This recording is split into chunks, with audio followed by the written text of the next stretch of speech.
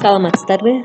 Сиздер менен Бекмамат Осмонов атындагы Жалал-Абад мамлекеттик университетинин Жалал-Абад колледжинин педагогика жана социалдык иштер бөлүмүнүн социалдык иш адистигинин окутуучусу Ташматова Айнагүл Акылбековна. Бүгүнкү биздин өтүүчү жаңы темабыз калктын миграциясы. Лекцияда каралуучу суроолор: миграция себептери жана узактыгы боюнча миграциянын түрлөрү, тышкы жана ички миграция. Сабактын максаты: миграция жана анын себептери, түрлөрү боюнча билимди тереңдетип, ички жана сырткы миграция боюнча маалымат алабыз.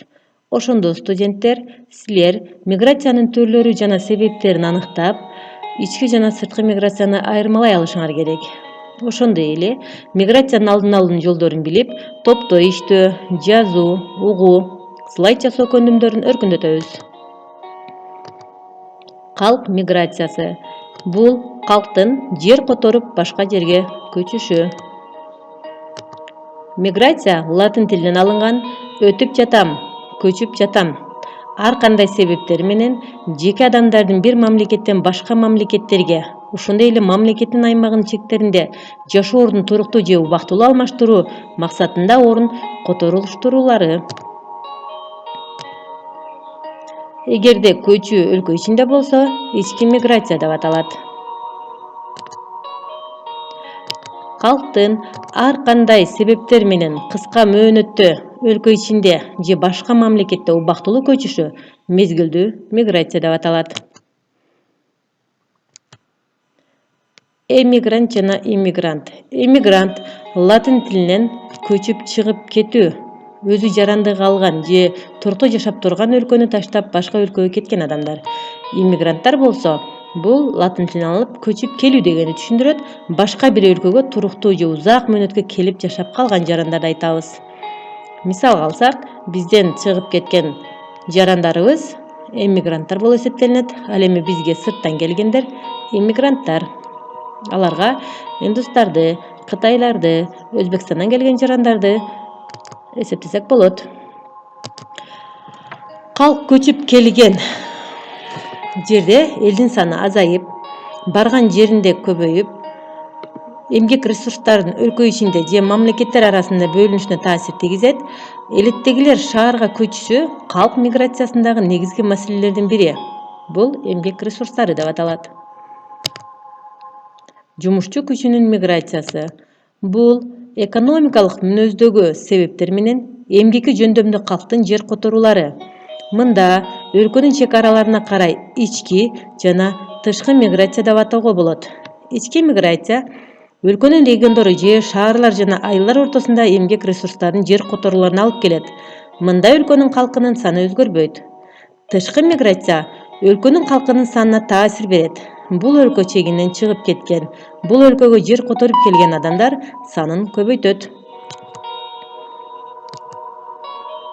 Жумушчу күчүнүн эл аралык миграциясынын негизинен эки түрүн айырмалоого болот. Эл аралык жер которуу миграциясы, эл аралык эмгек миграциясы.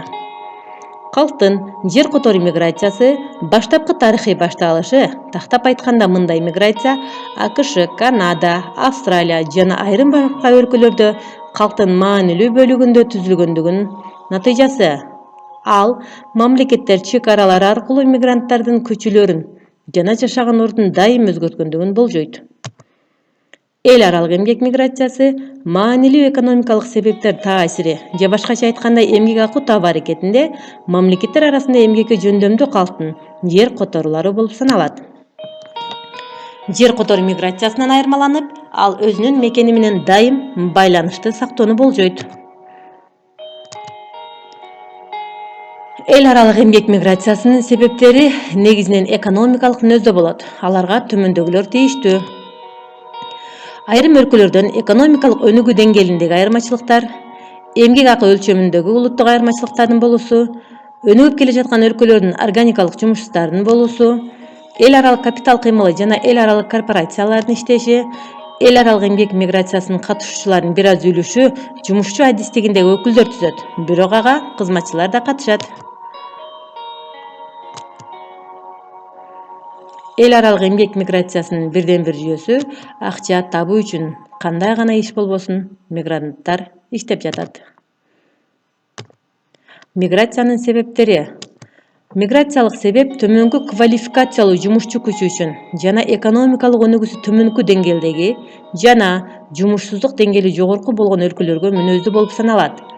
Ал негизинен Батыш Европа өлкөлөрүнөн Азия жана Африкалык өлкөлөрү, Латын Америкалык өлкөлөрдөн АКШ жана Канада, Батыш Европанын өнүккөн өлкөлөрүнөн Түштүк жана Чыгыш Европа өлкөлөрүндө орун алган. Бирок муну менен катар эмгектин жана турмуш шарттарынын абдан ыңгайлууларын издеген, жогорку эмгек акы табуу үчүн кеткен мигранттарыбыз да бар. СССРдин кыйрашы менен мурдагы Советтик республикалардын калкынын жер которуулары күч алган. Бул өз учурунда эл аралык эмгек мигранттарынын санын көбөйтүүгө алып келген. Өлкөбүз эгемендик алгандан баштап коомдук мамилелер өзгөрдү. Башкача айтканда, мурдагы колхоз-совхоздор түп тамыры менен жоюлду, айыл чарба продуктууларын өндүрүү, мал чарбачылыгы менен иштеген нечендеген айылдыктар жумушсуз калышты. Колхоз-совхоздордун менчиги менчиктелип, жер үлүшүн алып калгандар алып, албагандар нааразы болуп, аны иштетүүнүн ыгын билбегендер бир сыйра ооздорун күйгүзүп калышты. Көпчүлүгү алган кредиттерин иштете албай, үй мүлктөрүнөн да ажырады. Ошонун себебинен бизде калктын миграциясы келип чыкты. Эмгекке жарамдуу курактагы өзгөчө жаштар туулган айылын таштап, борборго жакшы турмуш издөө менен шаарга келгендердин агымы күчөгөндүгү күн санап өсүүдө. Ошентип шаардан жакшы турмуш издеген жумушчу айылдыктар өзүбүздөгү ички миграциялык процесстердин активдүүлүгүн өстүрүүгө өбөлгө түздү. Бүгүнкү күндө биздин республикада калктын миграция маселеси абдан курч проблема бойдон калууда. Сурамжылоого ылайык 90% эмгек мигранттары жакынкы жана алыскы чет өлкөлөргө чыгуу алдында Бишкектен иш издөөгө аракеттенишет. Бирок борбордо дагы алардын алдында көптөгөн көйгөйлөр күтүп турат. Борбордон анча ылайыктуу иш таппай же тапса да шаардык каттоо талап кылынып, ишке орношоюн десе шаардык каттоосу жок көйгөйлөргө туш болот. Бир жагынан алганда ички мигранттардын абдан эле укуктары бузулган. Азыркы учурда 500 000 калк каттоосу жок эсепке алынган жок. Анын ичинде Бишкек шаарына жакын коңшу айылдар жана шаарлардан келгендер болуп, азыркы учурда борбор калаада 1 400 000 адам жашайт. Сырткы миграция. Мигранттар арзан жумушчу күчү катары пайдаланышат. Негизинен курулуш, оңдоо жумуштарына эркектер жана тазалоо, соода сатык, тейлөө чөрөсүндө аялдар тартылган. Андан тышкары сезондуу бактылуу иштерге, тактап айтканда айыл чарба жумуштарында, курулуш иштеринде иштешет. Бул жагдайдан алып караганда эмгек мигранттарын иштөө үчүн талап кылынуучу узак мөөнөттүк каттоо, камсыздандыруу жана медициналык полис жана башка уруксат берүүчү документтер түрүндөгү белгилүү бир институционалдык кепилдиктер керек. Иштей турган жерге келгенде эч кыйналбай каттоодон өтүү үчүн мигрант өз мекенинде тийиштүү механизмдердин өтүүсү талап кылынат. Мындай механизм аркылуу өткөн мигрант коопсуздук жана эмгек иши жүрүшүндөгү анын укуктарынын сакталышы боюнча артыкчылыктарга ээ болот.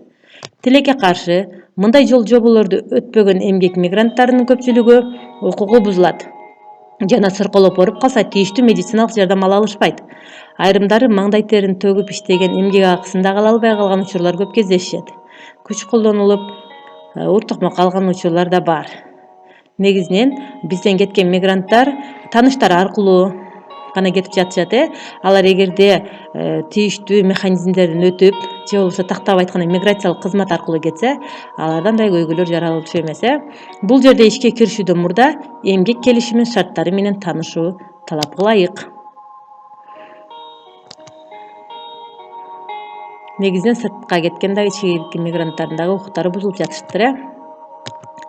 Андыктан эмгек мигранттарынын көпчүлүгү мындай мыйзамдуулукту биле беришпегендиктен улам эмгек келишими түзүлбөйт.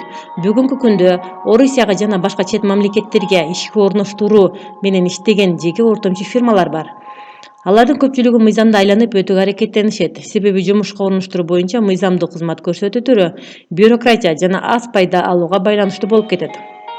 Негизинен мындай жеке фирмалар алыскы чет өлкөлөрдөн эмгек рыногуна багытталган. Ал Америка Кошмо Штаттарында, Корея, Канада, Германия, Араб Эмираттарында жана башка өлкөлөрдү кошууга болот. Ошондуктан биринчи кезекте мигранттарыбыз өзүнүн укуктарын билишибиз керек экен. Ошондо мигранттардын көйгөйлөрү азыраак болот десек болот. Бүгүнкү сабакта негизги максатыбыз миграциянын түрлөрү жана себептерин аныктоо жана ички жана сырткы миграцияны айырмалоо болгон. Балдар, ушул эки негизги максатка жете алдыкпы? Силер бүгүнкү сабактан кийин миграциянын түрлөрүн жана себептерин аныктап көрсөтө аласыңарбы? Ички жана сырткы миграцияны айырмалай алабызбы? Суроолор жана талкуу үчүн биз дайыма колдонуп жүргөн JetSmith, WhatsApp, Zoom приложениялары аркылуу кайтарым байланыш жасайбыз, балдар. Ал эми үйгө тапшырма. Негизги миграциялык агымдарды аныктап, ар бирине аныктама жазып, окшоштуктарын жана өзгөчөлүктөрүн Веннин диаграммасы аркылуу толтурабыз, балдар. Веннин диаграммасын буга чейин иштеп жүргөнбүз, билебиз, Кийинки тапшырмабыз таблица толтурабыз. Бул таблицаны толтуруу үчүн бизге Кыргыз Республикасынын миграциялык саясатын, анын принциптерин, максатын жана милдеттерин аныкташыбыз керек дагы. Бул жерде миграциялык саясаттын принциптерин, максаттарын жана милдеттерин көрсөтөбүз. Анда эмесе бүгүнкү сабак силерге түшүнүктүү болгон болсо, балдар, кийинки сабакта көрүшкөнгө чейин саламатта калыңыздар.